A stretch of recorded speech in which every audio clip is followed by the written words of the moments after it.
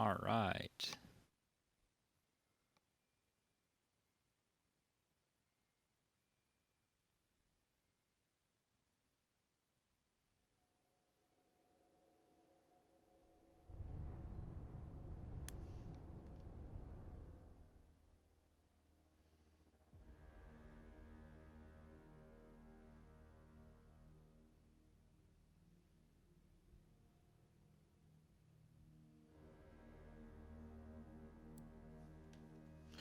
Just wanted to go through the server browser and how that operates here. Let's see. So when you're trying to join a multiplayer game, a lot of people join these quick match. Don't join quick match. That's broken. It'll put you in an empty lobby almost every time. Same thing if you just select operations. What you need to do is go to the server browser. You see a bunch of games available there. What you need to do is reset your filters. On Xbox, it's the X button to reset your filters. It says that at the bottom of your screen what button you're supposed to press. It'll vary based on your console. So you need to reset all your filters if you're having trouble finding games. Go to slots. Under the slots filter, make sure that none is selected. That way you see full lobbies. That'll allow you to see all the full lobbies. I also check 10 plus because I want to see lobbies that have 10 slots. So sometimes I'm bringing a party into a lobby. So if there's 50 people in a lobby out of 64, I still want to see that lobby available. So that'll vary a bit, but always check the none one because you're going to have to wait in line. Like there are only going to be full lobbies a lot of the time. There's not going to be ones with 1 or 2 slots for you. Other than that, the only thing I check is the game mode I want to play ordinarily. If I'm looking for a friend in a particular game and there's lots of lobbies, I might pick the map that they're on in order to help me find the game that they're in. You could also, but otherwise, you just look at ask them to go to server, hit pause in their game, go to server information, and they can get the numbers. They can get the server number, and so then you just look for the last 4 digits of that server number, or you can also search for that. You go to the filters, let's see, and you can search for the name of the server and type in the numbers that the last 4 digits of the server number. But in general, it's not worth it to type in a server name. There aren't that many lobbies open at any given time. So that's how to use the server browser. You can customize by maps and that kind of thing, but in general, that's how you do it. If there'll be conquest and operations servers open most of the time in the United States, and in most major markets, I would think. Let's see. There probably won't be. There'll also be team deathmatch lobbies most of the time. You can see some team deathmatch lobbies here. Sometimes there's a domination or a front lines. Those would be the only other ones that still get folks sometimes. Domination not right now. Front lines not right now. So that's how that works. And those are basically your options in terms of finding a game in Battlefield 1 right now. It's going to be Conquest, Operations, or Team Deathmatch. Now, as far as settings, player settings, I'm going to run you through my settings real quick. So we're going to go over to More, and then we're going to go to Options. And I'll just go through the full list here. So Controls, Basic, Vibration is on, all that's off. Soldier stick sensitivity, this is personal preference. I have it set to 75%. It allows me to turn around pretty quickly. Soldier stick sensitivity, or vehicle stick sensitivity, I have it set to 50%. Soldier zoom sensitivity, I have it reduced to 75%. That makes it so that I have I turn slightly more slowly, when I'm zoomed in, so I can aim more easily. So I have my sensitivity reduced when I'm aimed down sights. Let's see. All the rest of this I think is default. Yeah, but that's my basic controls. Okay, now my controller scheme. Yeah, I'll explain all this later, but you need to switch all of these to custom. So switch soldier and gunner buttons to custom, vehicle driver buttons to custom, transport driver buttons to custom, horse buttons to custom, and pilot buttons to custom. For advanced, I put the stick aiming acceleration at 50%, center dead zones 10, axial dead zone 10, max input threshold 100, center dead zone 10, axial dead zone 10, max input threshold 100. Left trigger max input threshold. This is, and the right trigger max input threshold, especially the right trigger max input threshold. This is one I would definitely switch. I would definitely decrease that to 5%, which is the minimum. That's going to slightly decrease the amount of time it takes you to do a trigger pull with right trigger. It just gives you that extra millisecond, however long it takes you to fully depress the trigger. As soon as you start tapping that trigger, it's going to detect that you want to fire. For the zoom sensitivity, I have this customized, and this is based on the type of gun that I use in that with that zoom level. And the reason for that is I have certain shotguns set at 1 time zoom, and I want to be able to pan more quickly with that shotgun. So that's why the zoom sensitivity is at 150%. So it increases my ADS sensitivity with a particular gun. So you can customize that a little bit with these zoom sensitivities. Let's see. Oh, this is important. This is an important one. For vehicle sensitivity, you do need to increase the HMG, fortress gun, and field gun sensitivity all the way. Max those out because that allows you, for the field gun especially, it allows the field gun to pan more quickly. You know how it takes so long to turn the field gun around or to turn a fortress gun around? In maxing out that sensitivity actually significantly increases how quickly you can turn those stationary weapons. For, let's see, I have all decouple aiming from turning off. On,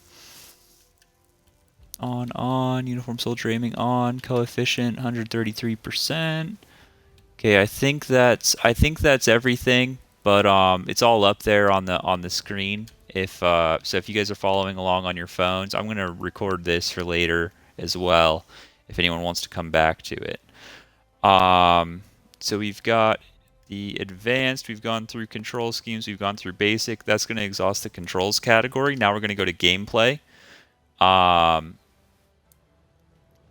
Let's see.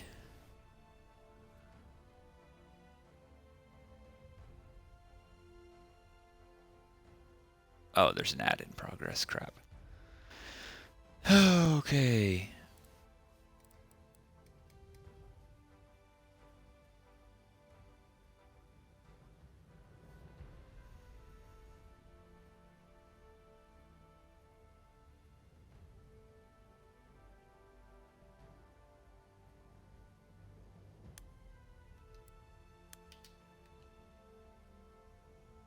Okay, and we're back. All right, sorry about the ad there. I just put on the new ad settings. I was hoping I'd be able to snooze that one, but evidently it doesn't. It doesn't let you snooze the first one. So here, I'm going back to controls real quick to make sure I got all that. Under advanced, the main important ones I would say here were decreasing the right trigger max input threshold and the turret sensitivity for the fortress turret and the field gun sensitivity, especially those two need to be maxed out. The rest of it, I have what I like here, but the rest of it's probably debatable or just based on personal preference. So moving to gameplay. Okay. I think most of this is default. Oh, except set the kill log filter to all. This is really important. And make sure the visibility is high enough that you can see it. I have mine at 80%. I have the size at 100%. It's really important that you have the it's really important that you have this set to all because it's going to give you information that you're going to use in the game. It'll in the upper right hand corner of the screen, it's going to give you information about how every person in the game died, like what killed them. It'll have a little icon for what weapon it was or what vehicle. And in Operations or Conquest especially, it's going to give you important information about what's happening to your team and other parts of the map. Xbox keeps inviting me to a party. I'm going to take that invite. What, dude? What, Xbox? Yeah. What's that now?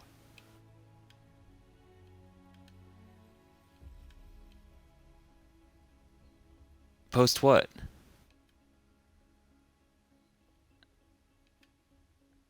Okay. Well, I'm doing a video on settings right now. So unless you want to listen to that.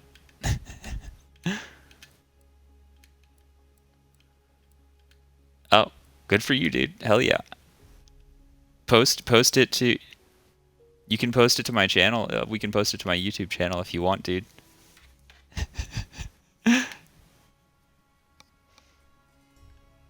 All right. Huh?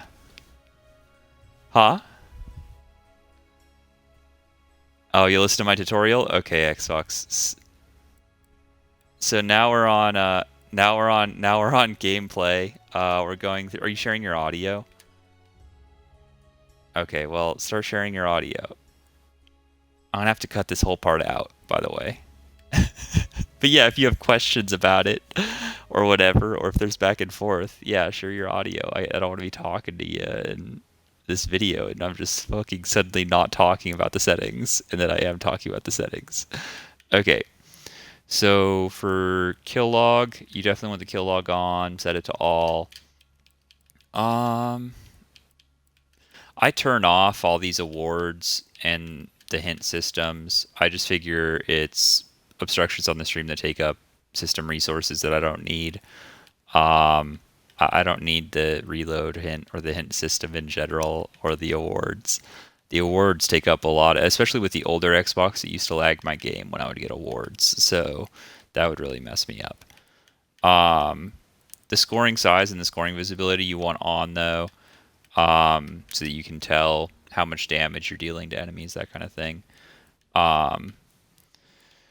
Let's see, comma rows scale and comma rows visibility. Make sure those are maxed out. That's so you can.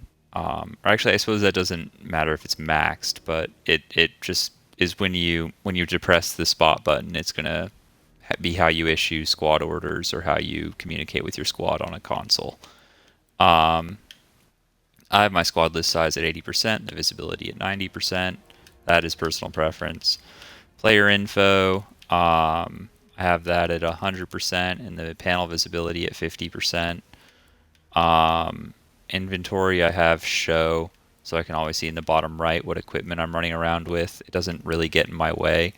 And I don't like, you can do when active, but I like show so that I always can just look at a glance, look down and see my equipment if I forgot what gadgets I had, that kind of thing, if I forgot what my loadout was. Vehicle seat layout size, I set it to 125%. I set vehicle seat layout visibility at 60% so I can see through it. And I put passenger list size at 125% and the list visibility at 100%. That all helps me see who's in my vehicle. If it's someone in my squad or someone in my party that I can communicate with, it makes their name a little bit bigger. It's also easier to distinguish squad mates from blueberries who might be in your tank guns. Crosshair size 100, visibility 100. Crosshair color, this is personal preference, but I go with like a dark red. Lens sight reticle color, similar, like a maroon, even sort of a darker red on the lens sight. Game mode info size 100, game mode info visibility 100, hit indicator size 100, hit indicator visibility 100. For these, this coloration here is important under the hit indicators. For hit color, you're going to want to go, you're just going to want different colors for each of these and colors that you can easily distinguish from one another. So for hit color, I have yellow, headshot color green, kill color red, critical hit kill color is black. And that way I can tell, at a glance how much damage I've done to an enemy. Because if you get a headshot on someone, it's normally a kill. And if you don't get a kill, it's normally because you're firing at a sentry or something similar, right? Or maybe a guy on a horse. So that gives you information that's useful. Receiving damage down. 100%. That thing's annoying. I like it. And I need it because it helps me react in terms of my peripherals. But I can see an argument for turning that visibility down. I might turn it down. I might actually turn that down to 70% Xbox. I think you've convinced me on that. That way I can at least see through it a little bit if I need to. Minimap size, I set mine to 150%. For some people, they think that gets in the way a little bit. I think it's fine. I mean, and I can see through mine quite a bit because I have the background visibility at 50%. Icon visibility is 100%. Icon size is 80%. Compass visibility is 100%. Compass bearings visibility is 100%. Rotate with view, yes. Flight zoom radius is 250. Vehicle zoom radius is 150. On foot zoom radius is 100. This is, if you do this, you got to watch till the end because under the custom controller mappings, there's a way to adjust how you expand your mini map. If you're not going to adjust that setting, then you need to max out your vehicle and your flight zoom radius, and you need to put your on foot zoom radius at like 200 meters at least. So I do exactly what I'm doing if you're going to stick around till the end and watch that. But if you're just going to do this part of it, you can just max out the flight and vehicle zoom radius and then adjust your on foot zoom radius to 200, I would say. Zoom level on spawn is preserved. Background blur is 0%. Texture opacity 70%. Show stationary weapons, set that to all so that you can see machine guns on the map in case you need to shoot at an enemy blimp or something like that. Background visibility 100. Icon size 100. Compass visibility 100. Compass bearings 100. All this on the artillery map is similar. Okay, world icons set to 100%. Objective name opacity I switched to 50% just because I think it's kind of funny to see the objective name. That's sort of a personal preference here. And then we're going to go to advanced. Camera shake scale, this is an important one. Set that to 30%. Soldier auto leaning, yes. Soldier auto peek over, yes. Parachute auto deploy. I have this set to no, because if I spawn in the air on a squad mate, I want to choose when I open my parachute. I may want to free fall for a while so I don't give away my position while I'm like drifting slowly to the ground. But if you're someone that is not going to react quick enough to open your chute, then you might need to turn that on. But in general, just press A. A is the parachute button. Just press it when you want to open it. Turn that off and press A.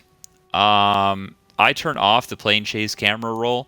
That'll be disorienting for someone if you've already practiced as pilot and you already know how to fly. But it does give you more information about where the horizon is and what your plane's orientation is relative to the map. So it can help you find your way in fog or in situations where you're having difficulty orienting yourself for some reason. Having that camera roll turned off, it basically, your plane will rotate while your camera stays fixed behind it, and it helps you know where the horizon is, basically. So that's the reason to keep it on, is it tells you how you're tilted, basically. That's the reason to turn it off, I mean. If you turn that on, then the camera's just going to follow behind your plane, no matter how you're oriented. Aim assist auto rotation and aim assist slowdown, leave both of these on. Lots of good players are just wrong on this setting. I respectfully disagree with all the players that'll tell you to turn either of those off, and there are a lot of them. I keep them on unless I'm in a vehicle. For certain players with very particular scout play styles, maybe the slowdown can maybe the slowdown could hurt you, but honestly, I think they're both very helpful. Auto rotation. Hey Mohammed, how are you, man? I'm just going through Battlefield 1 settings, man. I just wanted to save it. I couldn't figure out how to get it to record with my audio very well, so. Um, anyways, so for aim assist, auto rotation, yes and yes on both these. Auto rotation is sort of the snappy one. It snaps your gun to whatever you're trying to aim at. Slowdown is the one where if you're dragging your cursor across the screen, the cursor will, or the sights will stop or slow down over any enemies you're panning over. And that can actually help you detect enemies even through obstacles like buildings and stuff. The aim assist slowdown works even through those obstructions. My dead zone. Okay, I'll go back up there in a bit, Mohammed. I actually got through controls already, so you might be able to see that in the recording when we're done. So I'll just continue for here from now, and you can go. You can see that in the recording probably. Um, Aim lead indicator, show, low ping network smoothing, no. Share usage data, yes. Okay, so that's all the gameplay. Let's go to audio. Master volume 100, music volume 5%. I have my music volume turned down so that I can hear the game better. I want to hear footsteps, that kind of thing. Output configuration, I have it set to surround because I have my I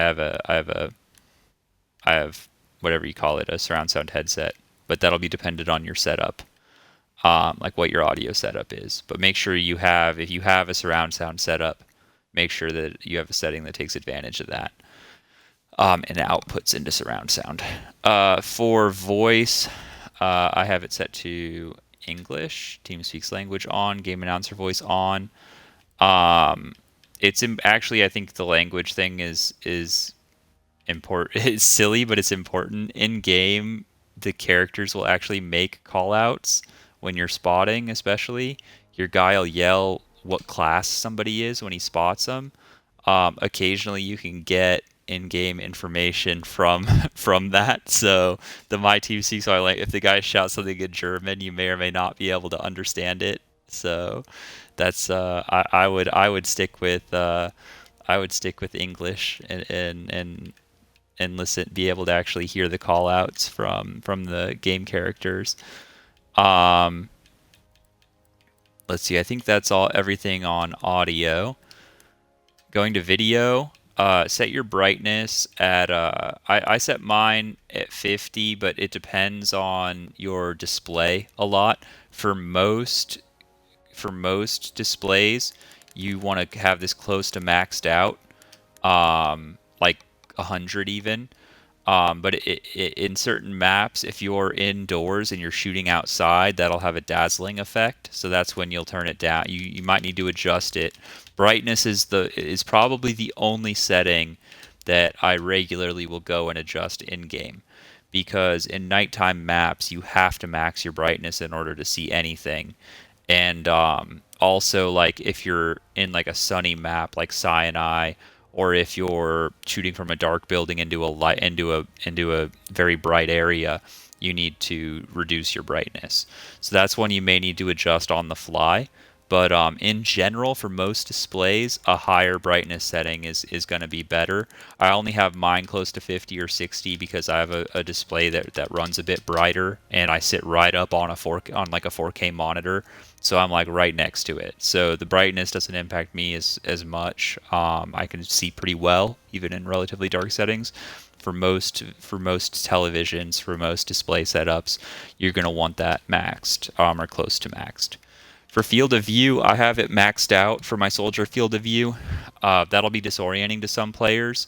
It allows you to see basically everything that's happening around you. It's sort of gives you sort of a fisheye effect. What's the default on it, Xbox? Do you know? I keep it down at 65. 65? Yeah. What's the default? Can Can you reset your default video settings and check for me? Are you in the game? That's Are you playing? default. I think default's 80. Okay, you do not turn it down. You're Trust me, lying if to me, you dude. if you have like a shotgun-oriented gameplay. It works. No, it's stupid, Xbox. I promise you it's stupid. Please don't do that. Oh my God. It's too much information for you. You just want little information, a little slice. No, you want to max it. You will. We can get what he. I understand what he's saying about the shotgun thing, but the field of view, you just turn off your ADS field of view, so your field of view doesn't get your field of view will not be expanded when you ADS. So your ADS will bring you back to the default field of view. For vehicle third-person field of view, max that out as well. That's going to basically make it look like it zooms your camera out further behind the vehicle you're driving. It'll make it easier to see things coming up behind you, that kind of thing. Motion blur 0%. That depends on whether your console supports that. Lower motion blur is better. If you have the old Xbox One, you might have trouble running it at 0% motion blur. It's more resource intensive for your console, basically. Weapon DOF, I have on colorblind. Set it to tritanopia. That allows you to see empty. Empty vehicles more easily. So if there's a empty stationary gun or a or an empty vehicle on the map, it's going to be a nice electric blue color instead of being the standard white color. Chromatic aberration effect I've turned off. Film grain effect I've turned off. Lens distortion off. Sniper scope DOF off. Screen adjust width. Screen adjust height 100%. Okay, I think that goes through video. Custom controller mappings. Now this is the other important one. Most of it's default for me, but this part of it is important. So you can zoom your minimap in and out in game. I'm not talking about pulling up the artillery map. I'm talking about zoom. I'm not talking about, or I guess they call it the full map. I'm not talking about the full map. I'm talking about on your minimap, you can have 3 different preset minimap settings, basically. So you're going to in order to map these controller settings, you have to select the one you want to you have to select the thing you want to map. What you're going to select is you're going to select zoom minimap, toggle, full map hold. So you're going to select that as an option. Then you're going to hit the select button, I think it's called, or the button with the 2 boxes on it, the one that normally pulls up your full map. Press that, bind it, and what that's going to do, and then you're going to unbind that button to the zoom minimap, or you're going to unbind that button to the full map. So what that does is it allows you to toggle your minimap between 3 different settings, and I normally keep my minimap in the middle setting. Then if I'm going to be running into a building as infantry, I do the zoom setting. If I'm going to be like needing to see the whole map because I need to see where an enemy vehicle is, I'm trying to find an artillery truck, something like that, I'll zoom it out to the max zoomed out setting. And that allows you to keep an eye on your minimap. I pretty much never use the full map since I discovered this setting in the custom controller mappings. But you're definitely going to want to set that for each class. So that what I just walked you through there, you're going to do that on each class. For vehicle driver, I have most of the rest of this all the same on everything. The only thing I think that I've adjusted is for pilot, I have switch weapons as let's see. I have switch weapons set to B, and that's because I have paddles on my controller, and I set my left paddle to the B button for crouch as infantry. But for the vehicle driver, I want to switch weapons when I hit that paddle, so that I can switch quickly from my front-facing sight or front-facing cannon to my bomb sight or my bombs. So you're going to be making your run, you're going to be zoomed in, going straight, you're going to tap the paddle, switch to underneath, and then drop the bombs. if you don't have paddles or you don't have preset paddles, then it doesn't matter. If you're more comfortable at Y, leave it at Y. For the horse, this one I actually prefer. This one I think anyone could use and would be good. For Gadget 2 is the health pack for the horse. I have Gadget 2 to drop when I depress the right joystick. That way I don't have to remove my thumbs from the joysticks in order to drop health for myself, which is how you can heal the horse more quickly. So that it's just more convenient than taking your left thumb. You don't want to take your thumb off the throttle, the horse throttle, so to speak, while you're dropping that gadget.